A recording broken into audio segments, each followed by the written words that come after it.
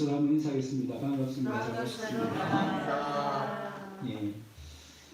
여러분, 세상에서 가장 소중한 금이 세 개가 있습니다. 그게 뭘까요? 황금, 소금, 지금이라고 합니다. 이 멋진 문구를 남편이 아내에게 보냈습니다. 그랬더니 아내가 그 문구를 보고 뭐라고 했냐면, 저는 황금, 소금, 지금이 아니고 저에게는 현금, 입금, 지금 그게 필요하다고 보낸 거죠. 그랬더니 남편이 뭐라고 답장을 보냈냐면 방금, 쬐끔, 입금이라고 했다고 합니다.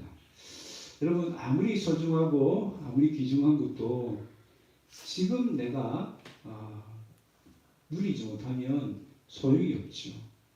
예를 들어 사랑하는 사람이 있다. 그 사랑하는 사람 언제 사랑할 거예요? 지금 사랑해야 되죠. 있을 때. 그죠? 지나고 나서 사랑해 보려고 했는데 그 사람이 없다. 그러면 얼마나 후회가 크겠습니까? 건강도 마찬가지지 않았습니까? 건강도 지금 건강할 때 잘 챙겨야 되죠. 건강 다 잃어버리고 나서 그때 건강 안 챙기고 후회해봐야 소용이 없는 거죠. 여러분, 살아있는 모든 사람은 세상에서 가장 소중하고 비싼 금을 가지고 있는데 그 금이 뭡니까? 지금입니다. 지금. 여러분도 지금 가장 비싼 금을 가지고 있어요. 황금은 내가 없어도 뭐는 있습니까? 지금은 있어요. 지금. 네. 그런데 오늘 본문은요, 우리가 지금 오늘 해야 할 것이 무엇인지를 잘 말씀해주고 있습니다. 첫 번째로 우리가 오늘 지금 해야 될 것은 복음의 기쁨을 지금 오늘 누려야 한다는 것입니다. 오늘 본문에 보니까 예수님은 어릴 때 자라나신 나사렛 회당에 가셨습니다. 지금은 이스라엘에 유적으로 남아있는 나사렛 회당의 모습인데 아마 이런 모습이 아니었을까 우리가 상상을 하면서요. 예수님이 회당에 딱 들어오셨어요.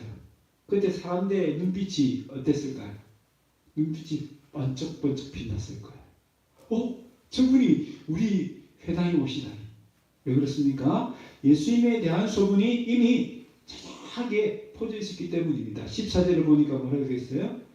예수님의 소문이 퍼졌는데 사람들이 막 칭송하더라. 그리고 그 이유가 23절에 나와 있는데 왜 예수님에 대한 소문이 그렇게 칭송이 자자했느냐? 가브나움에서 행한 일 때문이라고 했습니다. 가브나움에서 어떤 일을 행했겠습니까? 예수님은 주로 오셔서 세 가지 사역하셨죠. 가르치시고 복음을 전하시고 치유하시고 기적 같은 일이 일어나는 거예요. 그런 예수님이 지금 우리 회당에 들어오셨어요. 사람들이 기대가 얼마나 크겠습니까? 여러분, 우리 동네 마을 잔치 하는데 나훈아 가수가 왔어요. 그러면 그냥 오신네 하고 그냥 마시겠어요? 아유, 오셨으니까 노래도 좀 불러주세요 하지 않겠습니까? 지금 바로 그런 상황이에요. 예수님이 오셨으니까 이 예수님이 뭔가 우리에게 주신 말씀이 있지 않을까? 그래서 예수님에게 두루마리 성경책을 줍니다. 지금 같은 우리 성경책이 아니죠. 말리는 성경책인데 그 두루마리 성경 중에서도 이사야 성경을 딱 주셨어요. 아마 두루마리로 되어 있기 때문에 아주 묵직한 그런 성경이었을 거예요. 그런데 예수님은 그 중에서도 이사야 61장을 딱 보셨어요. 1절을 읽으시고 그 내용이 바로 오늘 본문의 18절, 19절 내용입니다. 같이 한번 볼까요? 주의 성령이 내게 임하셨으니 이는 가난한 자에게 복음을 전하게 하시려고 내게 기름을 부으시고 나를 보내사 포로된 자에게 자유를, 눈먼 자에게 다시 보게 함을 전파하며 눌린 자를 자유롭게 하고 주의 은혜의 해를 전파하게 하려 하심이라 하였더라. 아멘. 주의 성령이 내게 임하셨으니. 지금까지 수많은 이스라엘 백성들이 이 말씀을 읽었을까요? 안 읽었을까요? 읽었어요. 그런데 여기서 말하는 주의 성령이 내게 임했다고 할 때 이 내라는 사람이 누굴까? 사람들이 알았을까요? 몰랐을까요? 몰랐습니다. 그런데 이 사람이 꼭 필요해요. 왜 필요합니까? 그 이후에 나오는 메시아가 오셔서 하실 일들을 보니까 이 사람이 꼭 필요해요. 어떤 일을 합니까? 가난한 자에게 복음을 전한다. 그 가난한 자들이 누군가 하면 바로 포로된 자요, 눈먼 자요, 눈인 자들입니다. 그들에게 자유를 주고 다시 보게 하고 해방을 주실 메시아를 그는 간절히 기다리고 있었습니다. 그리고 주의 은혜의 해라는 말이 있는데요. 이 날이 무슨 날이냐면 구약에 보면 희년이라는 제도가 있어요. 50년째 해가 되면 내가 돈이 필요해서 땅을 팔았다 하더라도 그 땅을 내가 다시 차지할 수 있어요. 내가 종으로 팔려갔다 하더라도 다시 해방되어서 가족품으로 돌아갈 수 있는 겁니다. 그런데 희년이라는 것이 얼마나 기쁜 날이고 또 희망의 날인지 모릅니다. 해방의 날이요 회복의 날이기 때문이죠. 자, 이 날을 간절히 기다렸는데 누가복음 3장 15절 보니까 백성들이 바라고 기다림으로 누구를 바라고 기다렸다고요? 성경에 보니까 그리스도. 다른 말로 메시아를 기다리고 있는 것입니다.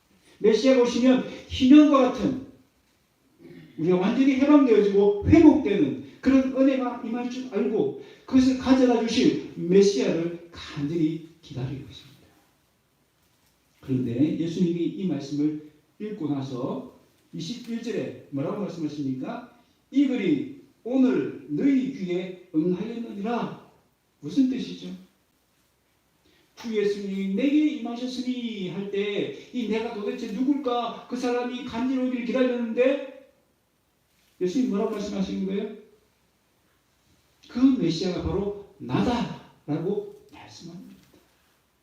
내가 이제 와서 가난한 자에게 복음을 전하고 포로된 자, 눈먼 자, 눌린 자에게 자유를 주시고 다시 보게 해주시고 해방을 주시겠다. 그 말씀을 선포하고 계시는 것입니다. 여러분 그 말씀을 지금 어디에서 하고 계시죠? 나사렛이라는 동네에서 하고 있는 겁니다. 이 나사렛은 예수님과 개인적인 관계가 있어요. 왜 그렇죠? 예수님이 이곳에서 태어나시진 않았지만 어릴 때부터 자랐기 때문에 제2의 고향이라고 할 수 있는 거죠.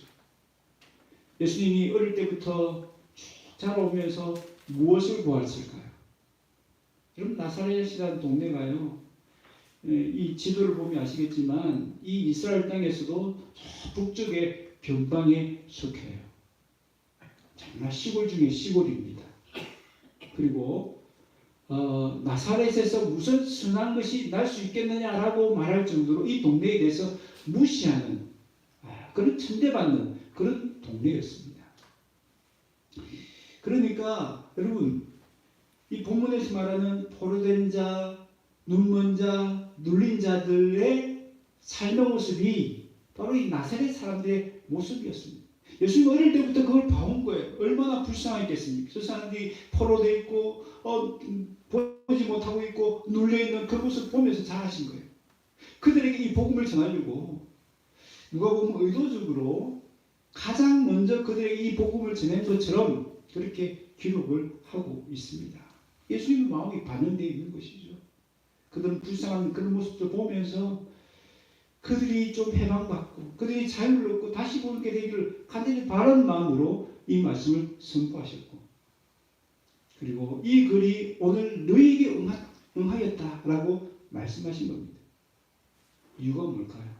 그냥 그래 때가 되었어 하는 나라 임했어 그 말만 하기 위해서 이 말씀을 하실까요? 아니죠. 무슨 말입니까? 이 하는 나라에 들어오라는 것입니다. 여러분 지나간 역사의 희년의 역사는요 마치 아파트의 모델하우스 같아요. 여러분 모델하우스가 좋습니까? 실제 아파트가 좋습니까? 네, 모델하우스는 살 수가 없어요. 잠시 잠깐 머물 수 있지만 실제 아파트에 들어가야 그 아파트의 조음을 완벽하게 누릴 수 있는 거죠. 희년이 아무리 좋아도 희년은 모델하우스에 불과해요. 그럼 실제 아파트는 뭡니까? 하나님 나라라고 할 수 있습니다. 지금 하나님 나라가 너에게 임했다라고 말씀하고 있는 겁니다.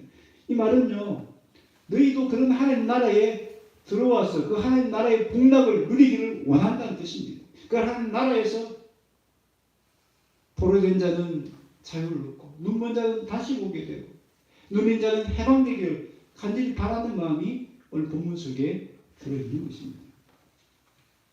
그런데 우리가 여기서 주목해 봐야 될 것은 오늘이라는 단어입니다. 오늘. 이 여기서 말하는 오늘이 언제입니까? 1차적으로는 예수님 말씀하신 바로 그때, 그 당시에 그 시점을 오늘이라고 할 수 있습니다. 근데 여러분 생각해 보세요. 오늘이라는 단어가 참 재미있는 단어예요. 여러분 오늘이 언제입니까? 오늘이 언제예요? 오늘이? 지금이 오늘이죠. 그럼 내일 되면 내일 됐을 때 오늘 언제죠? 내일이 또 오늘이 되는 거죠. 그 다음 날은요? 그 다음 날 돼야 그날 또 오늘이 되는 거예요.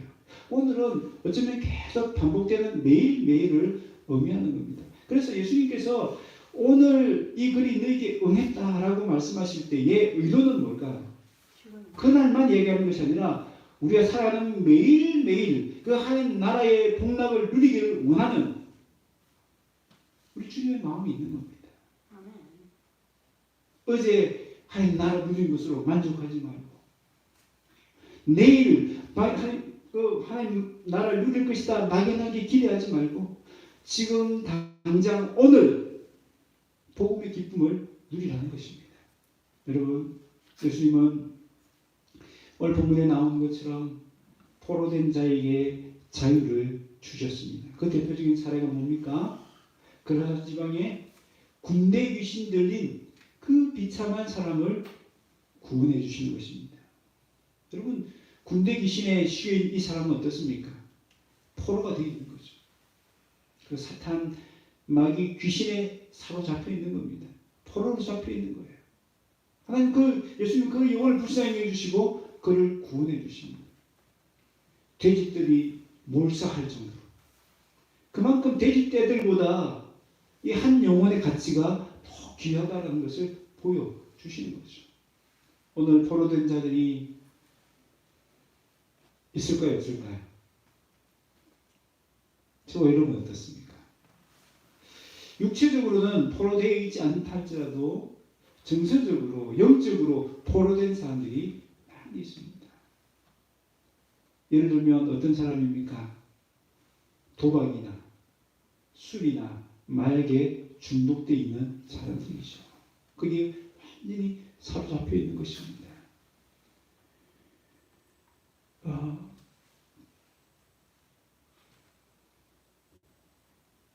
그 아동성 행위를 동영상으로 인터넷에 올리는 조주빈이라는 사람이 있는데요.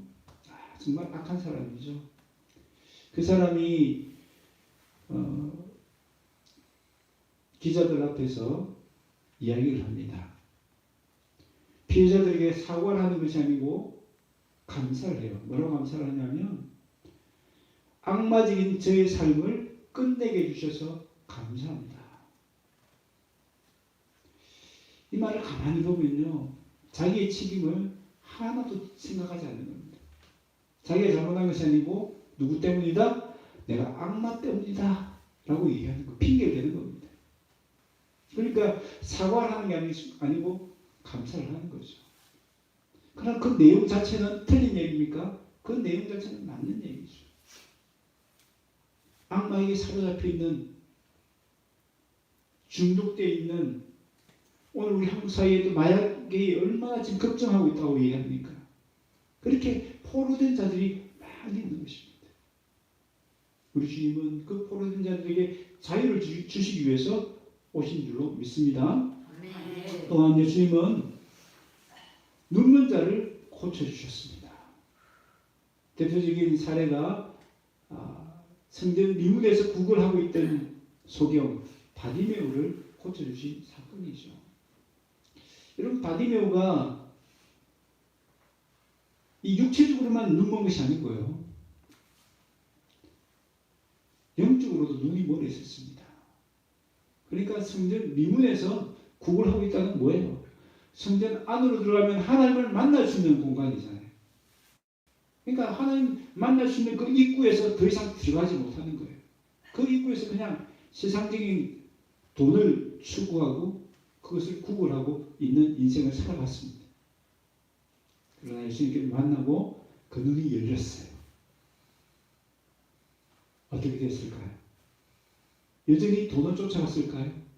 아닙니다. 성경에 보면 그가 예수님을 쫓아갔더라라고 이야기합니다. 예수님을 몰라보고 하나님을 몰라보고 살았던 인생이 눈이 열리니까 돈만 알았던, 돈만 쫓아가던 인생이 이제는 예수님을 쫓아가는, 예수님을 알아보는 인생으로 변화된 것입니다. 우리 예수님은요, 우리의 영적인 눈을 뜨게 하시기 위해서 오셨습니다. 우리 육체적인 눈과 또 정서적인 눈과 영적인 눈을 밝히 뜨도록 하시기 위해서 예수님은 오셨습니다. 그리고 예수님은 눌린 자에게 자유를 주셨어요. 눌린 자 하면 대표적으로 누가 생각납니까? 이 그림은 혈류증을 앓고 있던 여인의 모습입니다. 그 여인이 예수님의 옷깃을 만졌더니 깨끗이 나은 사건을 이야기하죠. 그런데 이 여인은 평생 뭐에 눌려 살았습니까? 질병에 눌려 살았습니다. 생각해 보세요. 피가 멈추질 않아요. 그 당시에 피를 흘린다는 것은 부정한 것입니다. 사람들의 멸시와 천대를 받는 거죠. 그러니까 질병에 눌려있죠.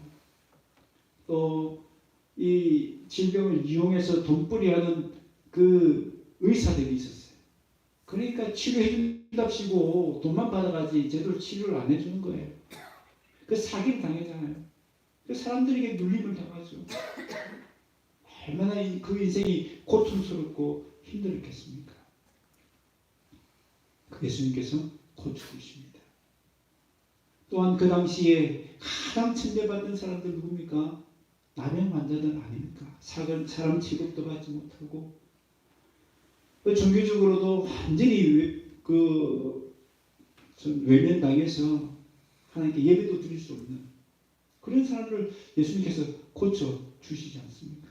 그 눌림에서 해방시켜 주셨어요. 오늘날도 많은 사람들이 가난이나 질병에 눌려 있습니다. 눌려 있다는 것을 오늘날 현대적인 표현을 쓰면 스트레스라고 할 수 있죠.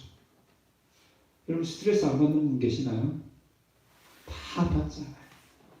가정에서, 바깥에서 일하면서, 또 관계 속에서 가족 간의 관계든지 친구 간의 관계든지 이웃 간의 관계든지 그런 관계의 부딪힘과 갈등 때문에 그 눌리는 것, 스트레스 받는 것 얼마나 많습니까? 그런데 오늘 성경에 보니까 예수님은 그 스트레스에서 해방시켜 주시는 분이 누구라고요? 예수님. 내가 너희들의 스트레스를 해방시켜 주시기 위해서 왔다라고 선언하시는 겁니다. 여러분, 우리 주님은 오늘 지금 우리가 그 포로된 것에서 보지 못하는 것에서 눌린 것에서 자유하고 다시 보고 해방되기를 원하십니다. 내일을 미루지 마십시다.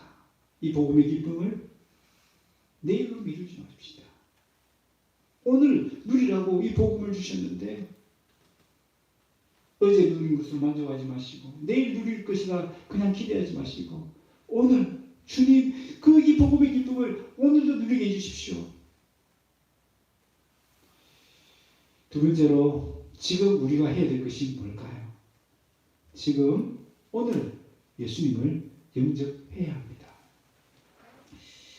지금 이 예수님의 설교를 들은 사람들의 반응이 나와요. 성경에 보니까 그들은 큰 감동을 받았던 것 같아요.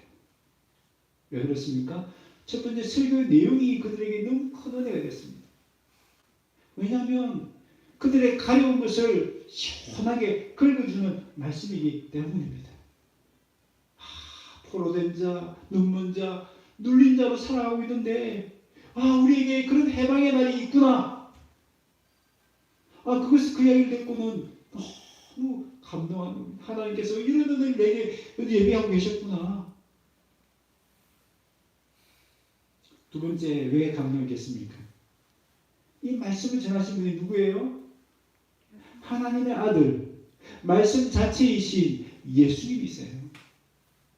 그러니까 우리 읽지 않았지만 4장 32절을 보면 그 말씀이 권위가 있다라고 이야기해요.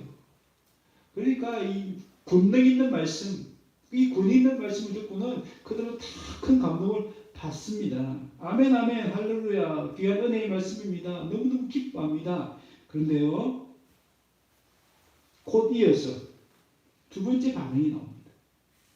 자, 22절 보세요.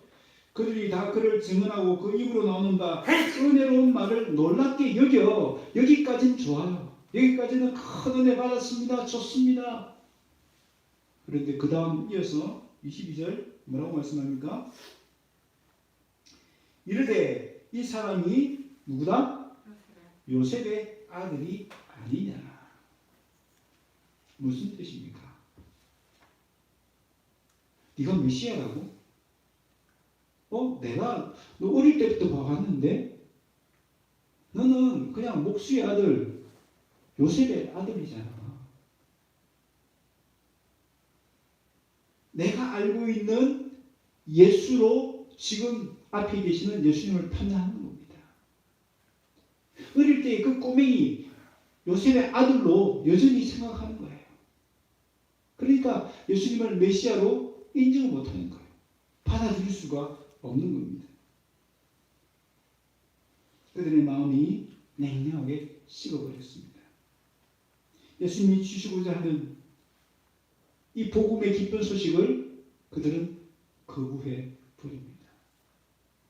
아무리 이 말씀이 좋다 하더라도 이 말씀대로 우리에게 그런 자유와 영적인 눈뜬과 해방을 주실 수 있는 분이 너 같은 요셉의 아들이라고 나는 믿을 수 없어. 거절을 해버린 것입니다. 여러분, 예수님이 왜 이 갈릴리 지역에서 많은 갈 곳도 있었지만 이 나사렛 땅에 오셨을까요? 그들을 아니까. 그들에게 이 복음이 가장 필요하다는 걸 아시니까 그들에게 어쨌든 이 복음을 전해서 그 포로된 것, 눈먼 것, 눌린 것에서 해방시켜 주시기 위해서 그 간절한 마음으로 이곳에 오셨는데 여러분, 결과적으로 우리들은 그 복음의 기쁨을 누립니까? 못 누립니까? 누리는 거예요. 왜? 예수님을 거절해버렸기 때문에. 얼마나 안타까운 장면입니까? 예수님은 그들의 마음을 꿰뚫어 보시고 두 가지 속담을 말씀합니다. 첫 번째는 의사야 너 자신을 고치라는 속담입니다. 여러분, 이 말을 의사에게 한다면 그 이야기를 듣는 의사는 기분이 좋을까요? 나쁠까요? 이 말이 무슨 뜻이죠? 너 돌파기 의사 아니야? 그런 뜻이잖아요. 너 의사라고? 그럼 너 자신 한번 증명해봐. 그럼 내가 믿어줄게. 그런 태도잖아요. 이 말이 무슨 말입니까? 가브나움에서처럼 네가 정말 메시아라는 그런 증거를 내 눈에 한번 보여봐. 그럼 내가 믿어줄게. 예수님은 아주 무시하고 예수님을 하찮게 여기고 예수님이 영혼의 의사가 되셔서 그들을 고쳐주시기 위해서 오셨는데 예수님을 예수님으로 인정을 못하는 거예요. 메시아로 인정을 못하는 거예요. 예수님 바로 그 사실을 지적하고 계시는 겁니다. 두 번째 속담이 뭡니까? 선지자가 고향에서는 환영을 받지 못한다는 속담입니다. 그리고 그 예를 드는데 구약의 엘리야 시대와 엘리사 시대의 이야기를 합니다. 엘리야 엘리사는 선지자들 중에서도 가장 기적을 많이 행한 선지자로 알려져 있습니다. 그런데 엘리야는 이스라엘에도 많은 과부들이 있었는데 그 불쌍한 과부들, 그들을 도와준 것이 아니고 누굴 도와줬다고요? 이방인 사렙다 과부를 도와주었다. 그 얘기를 하고 있는 거예요. 그리고 엘리사 시대의 엘리사는 이스라엘 땅에 나병 환자 많이 있었지만 그들을 고쳐주는 것이 아니라 누구? 이방인 장군 나만을 고쳐주었다. 그 얘기를 딱 하는 거예요. 무슨 말입니까? 이스라엘은 조상 이스라엘 백성들이 그만큼 그 선자들을 무시하고 그래서 그들의 그 하나님의 은혜를 그 하나님의 구원을 맛보지 못했다는 사실을 지적하는 거예요. 그 조상들의 믿음 없음, 그래서 그 믿지 못해서 하나님의 은혜를 받지 못한 그 이야기를 딱 하는 겁니다. 그 얘기를 지금 왜 나사렛 사람들에게 하는 거죠? 너희들도 그 조상들과 똑같다는 이야기를 하고 있는 겁니다. 너희들도 지금 하나님에 대한 믿음이 없어서 은혜를 받지 못하는 거야. 그 얘기를 하고 있는 거예요. 그리고 또 어떤 얘기를 하는 겁니까? 이스라엘 백성들이 그 하나님의 은혜를 구하지 않고 거절했기 때문에 그 하나님의 은혜가, 하나님의 구원이 어디로 갔다고요?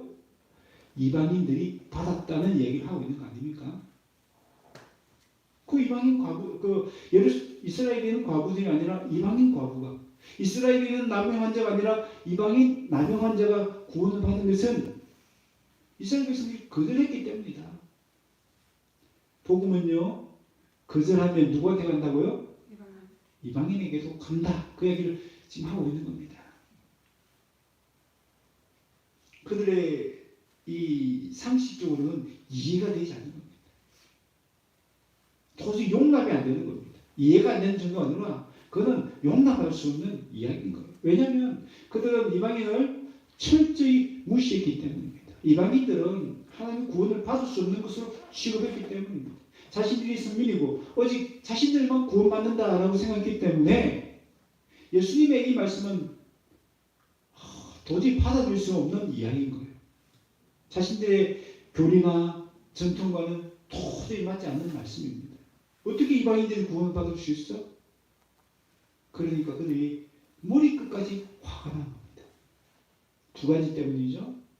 한 가지는 자신들을 그 믿음 없는 조상들로 취급하는 것 때문에 기분 나쁜 겁니다. 또 하나는 도저히 구원받을 수 없다라고 생각했던 이방인들이 구원받는다는 얘기를 듣고는 머리를 절레절레 흔드는 겁니다. 마치 이단 세력을 취급하듯이 예수님을 취급합니다. 그래서 어떻게 합니까? 동네에서 쫓아내고 산꼭대기로 끌고 가서 그 산 남떨어지로 밀쳐 죽이려고 하는 그런 모습들을 보여주고 있는 것입니다. 여러분 잘 생각해 보세요. 예수님은 지금 그들에게 뭘 주시려고 오신 거예요? 구원의 선물을 주러 오셨습니다. 복음의 기쁜 소식을 들려주기 위해서 오셨습니다. 왜냐하면 그들이 지금 가장 복음이 필요한 사람들이고 그들이 포로된 자 중에 포로된 자요, 눈먼 자 중에 눈먼 자요, 눌린 자 중에 눌린 자이기 때문에 그들이 불쌍해서 그 하나님 복음의 기쁜 소식을 들려주기 오셨어요. 지금 복이 통째로 굴러 들어온 건 아닙니까? 그 하나님 놀라운 복이 지금 그들에게 굴러 들어갔는데 어떻게 합니까? 스스로 그 복을 차버리고 있는 꼴 아닙니까? 예수님이 그들이 불쌍해서 복음을 전하기 위해 오셨는데 그들은 예수님을 영접하기만 하면, 예수님을 받아들이기만 하면, 믿기만 하면 그 놀라운 복을 누릴 수 있는데 그들 스스로 이 복을 차버리는 꼴이 되고 말았습니다. 여러분 오늘 복음의 기쁨을 누릴 수 있기를 바랍니다. 그러기 위해서는 어떻게 해야 됩니까? 지금 오늘 예수님을 내 마음에 영접해야 합니다. 예수님을 거절하면 그들이 아무리 하나님 택한 선민을 할지라도 복음의 기쁜 소식을 누릴 수 없습니다. 복음의 기쁨을 우리가 매일매일 누리기 위해서는 어떻게 해야 합니까? 매일매일 새롭게 예수님을 내 마음에 모셔야 합니다. 매일매일 그 주님의 임재 가운데 들어가야 합니다. 내 마음의 주인을 모시고 살아야 합니다. 그래야 복음의 기쁨을 매일매일 누릴 수가 있는 것입니다. 여러분, 우리가 교회를 다니고 목사, 장로, 권사, 집사라는 직분을 가지기만 하면 복음의 기쁨을 누릴 수 있을까요? 아니요. 그것은 안 됩니다. 그것은 안 돼요. 더 중요한 게 뭡니까? 예수님을 내 마음에 영접해야 합니다. 교회를 아무리 열심히 다녀도 예수님 내 마음에 영접하지 않으면 그 사람의 목사고 장로고 권사고 집사고 직분을 아무리 많이 가지고 있어도 예수님을 내 마음에 영접하지 않으면 복음의 기쁨을 누릴 수 없습니다. 그런데 감사하게도 예수님은 매일매일 우리의 마음을 찾아오시고 우리의 마음의 문을 노크하고 계십니다. 계시록 3장 20절 같이 한번 읽겠습니다. 시작. 볼지어다 내가 문 밖에 서서 두드리노니 누구든지 내 음성을 듣고 문을 열면 내가 그에게로 들어가 그와 더불어 먹고 그는 나와 더불어 먹으리라. 아멘. 얼마나 감사합니까? 우리의 완악한 마음, 우리의 강박한 마음 예수님 두드리고 계세요. 여러분, 예수님이 하면 그냥 강제로 이불을 열 수도 있지 않나요? 이불을 그냥 부숫거리고 억지로 들어올 수도 있지 않나요? 인격적인 우리 예수님은 우리 스스로 마음의 문을 열기를 기다리고 계시는 겁니다. 언제까지요? 우리가 그 문을 열고 나올 때까지. 이 문은 누가 열어야 됩니까? 내가 열어야 됩니다. 예수님이 억지로 열 수가 없는 거예요. 내가 먼저 열어야 됩니다. 내 마음의 문을 열기 위해서는 어떻게 해야 됩니까? 내가 먼저 복음이 필요한 포로된 자, 눈먼 자, 눌린 자라는 것을 인정해야 됩니다. 그것을 깨달아야 합니다. 여러분, 그런 말이 있지 않습니까? 목마른 사람이 우물을 판다. 내가 목마르다는 것을 모르는데 어떻게 예수님을 찾겠습니까? 여러분, 그 삭개오 잘 아시죠?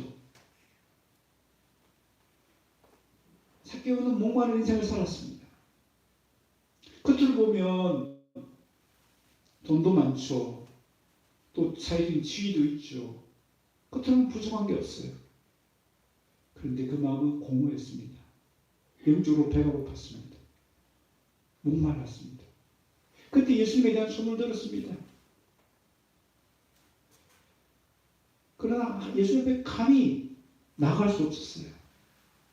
그러니까 그냥 나무 위에 예수님 지나가시는 것만이라도 구경하기를 원했습니다. 그러나 예수님은 아셨어요. 뭘 아셨어요? 그 삭개오가 그 목마름 때문에 예수님을 찾고 있다는 것을 아셨습니다. 그래서 그 나무 밑을 그냥 지나치지 않으시고 삭개오의 이름을 불러주시죠. 삭개오를 만나주십니다. 그리고 그날 하나님의 구원이 삭개오의 가정에 임했습니다. 여러분, 우리가 마음의 문을 열기 위해서는요, 먼저 내가 포로된 자, 눈먼 자, 누린 자의 것을 깨닫고 하나님께 인정해야 됩니다. 내 인생이 목마릅니다라고 인정해야 됩니다. 그러나 그것으로 끝나서는 안 되고요. 두 번째는 예수님을 나의 구주로, 나의 메시아로 인정해야 합니다. 오늘 보면 18절, 19절의 말씀처럼 나에게 참된 자유와 참된 평안을 주실 분은 오직 누구밖에? 예수님 한 분밖에 없다. 그것을 믿어야 되는 것입니다. 오늘 그리스도인 중에서도 복음의 기쁨을 누리지 못하는 사람들이 있습니다. 이유가 뭘까요? 그 마음에 예수님 외에 다른 메시아가 함께 있기 때문입니다. 여러분, 사도행전 4장 12절에 분명히 말씀하시죠. 다른 이로서는 구원을 받을 수 없나니 천하 사람 중에 구원을 받을 만한 다른 이름을 우리에게 주신 일이 없음이라 하였더라. 오늘 많은 사람들이 예수님 외에 돈이 나를 구원해 주실 것이다. 권력이 나를 구원해 주실 것이다. 성공이 나를 구원해 주실 것이다. 그런 마음으로 살아가면 우리 주님이 주시고 싶은 이 복음의 기쁨 누릴 수 있습니까? 없습니까? 누릴 수 없어요. 그래서 로마서 10장 13절에는 누구든지 주의 이름을 부르는 자는 구원을 얻으리라 라고 말씀하셨습니다. 주의 이름을 부르는 자라고 분명히 못 박아 얘기합니다. 다른 것을 찾고 다른 이름을 부르면 구원을 얻을 수 없는 겁니다. 여러분, 소위 바디메오는 지나가시는 예수님의 이름을 불렀습니다. 나사렛 예수여 나를 불쌍히 여기시옵소서. 나사렛 예수여, 그 말은 한쪽 들어보면 나를 구원해 주실 분은 당신밖에 없습니다 라는 뜻이에요. 예수님 한 분밖에 저를 구원해 주실 분은 없습니다. 그 간절한 부르짖음에 예수님 그 바쁜 걸음을 멈추시고 그를 만나주시고 그의 눈을 열어주셨습니다. 오늘 저와 여러분은 누구의 이름을 부르고 있습니까? 예수님의 이름만 부르고 있습니까? 아니면 또 다른 나의 메시아, 돈을 부르고 성공을 부르고 권력을 부르고 있습니까? 오직 우리를 구원해 주실 분은 예수님 한 분밖에 없습니다. 나의 눈을 열어서 이 구원의 기쁨을 주실 유일한 구원자, 그 예수님의 이름을 부르심으로 이 복음의 기쁨을 날마다 누릴 수 있기를 주의 이름으로 축원합니다. 말씀을 맺습니다. 이 그림을 가만히 보면요, 제가 설명 어떻게 해야 될지 모르겠네요. 그러니까 이쪽 끝에 있는 매미처럼 뭡니까? 네, 매미가 있고 그 다음에 뭐가 있습니까? 사막이 있고 그 뒤에는 뭐가 있죠? 참새인데요. 네, 뭐 하고 있는 것 같아요? 지금 사막이는 매미를 다 잡아먹으려고 딱 보고 있고, 그리고 참새는 그 뒤에서 사마귀를 다 잡으려고 먹고 있다는 것입니다. 자, 여기서 나온 그 속담이 당랑지우라는 말인데, 눈앞에 이익에만 정신이 팔려 뒤에 닥친 위험을 깨닫지 못한다는 말입니다. 여러분, 지금 나사렛 사람들은 예수님을 보긴 보는데 예수님을 어떻게 보고 있는 거죠? 요셉의 아들로만 보고 있는 겁니다. 그들의 눈이 딱 고정되어 있는 거죠. 예수님이 하나님의 아들일 수 있다라는 생각은 아예 없습니다. 보지를 못하는 거죠. 오늘 저와 여러분은 어떻습니까? 예수님을 안다고 하는데 정말 예수님을 제대로 알고 있습니까? 예수님을 정말 유일한 구원자로 알고 있습니까? 오늘 우리가 복음의 기쁨을 누리기 위해서는 예수님만이 나의 유일한 구원자이심을 믿어야 될 줄로 믿습니다. 뿐만 아니라 그 예수님이 가져다 줄 그 구원의 기쁨을 누려야 될 내가 여전히 예수님이 아니면 포로된 자요, 눈먼 자요, 눌린 자인 것을 깨달아야 합니다. 그래서 바디메오처럼 두 손 들고 나사렛 예수여 나를 불쌍히 여달라고 간절하게 주님 앞에 나가야 될 줄로 믿습니다.